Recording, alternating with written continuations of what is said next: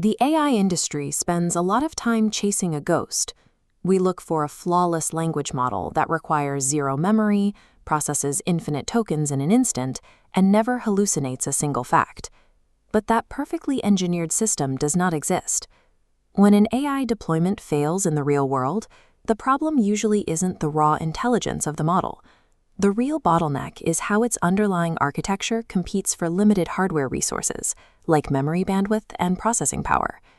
To build systems that actually work in production, we have to stop staring at benchmark leaderboards. We need to look at the specific architectural levers, like attention mechanisms and tokenizers, that dictate how these models consume your resources.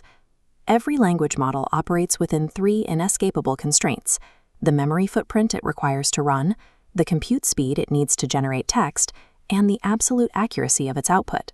Whenever you adjust the architecture to favor one of these pillars, you actively penalize another.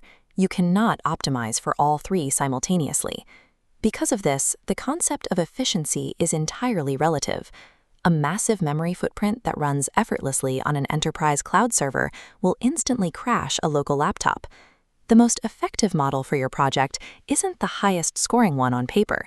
It is simply the one whose structural compromises perfectly align with the hardware you own and the users you serve. During generation, context is stored in a KV cache. Standard multi-head attention allocates dedicated memory for every piece, devouring VRAM and blocking queued requests. Grouped query attention solves this by sharing memory blocks. This shrinks the cache footprint by 75%, instantly freeing space to process users in parallel. But that 75% memory reduction and subsequent speed boost comes at a cost.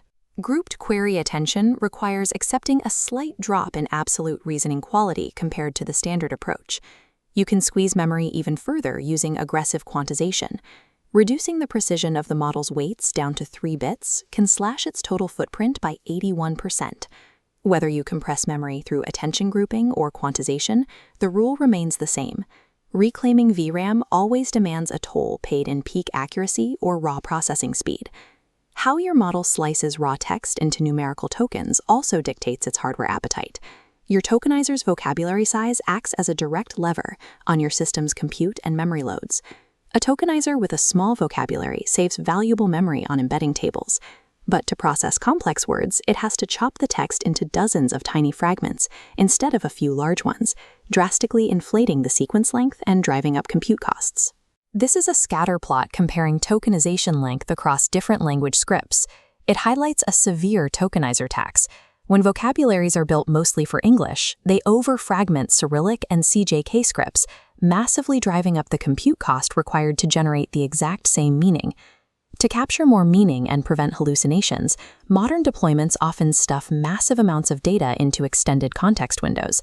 But throwing more tokens at the problem triggers the serial position effect. Long context models routinely suffer from the lost in the middle trap, where they accurately recall facts at the very beginning or end of a massive prompt, but completely ignore the vast center. Simply extending the context window doesn't guarantee a smarter output.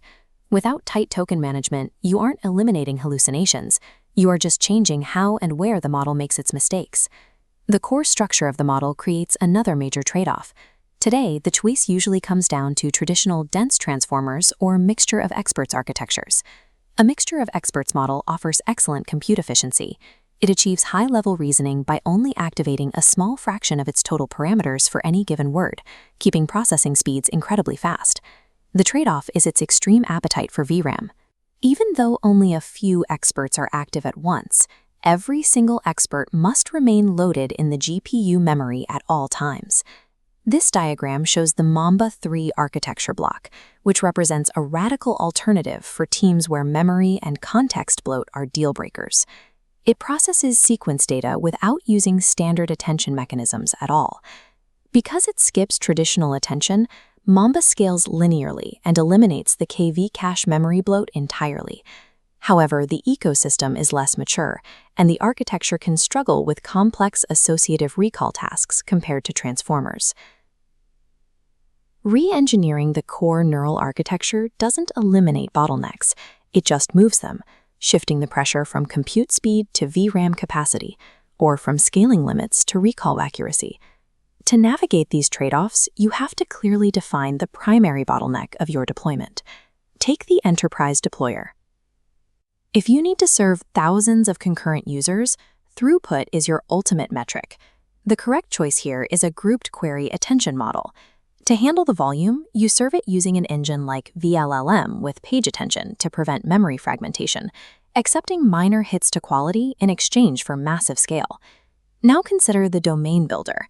If you are generating complex code or non-English text, your bottleneck is accuracy and token efficiency. This calls for a decoder-only model paired with a large vocabulary tokenizer tailored to your language.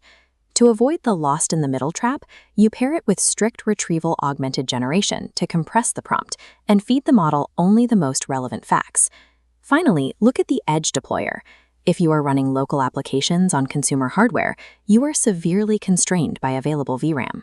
For the edge, you need an architecture designed for tight spaces, either multi-query attention or a state space model like Mamba, aggressively quantized down to 3-bit to physically fit on the chip. If you want to deploy successfully, you have to stop hunting for the mythical system that sweeps every benchmark leaderboard. The goal of AI engineering is not finding a perfect model. It is identifying the specific architecture that survives the reality of your hardware and the strict demands of your use case.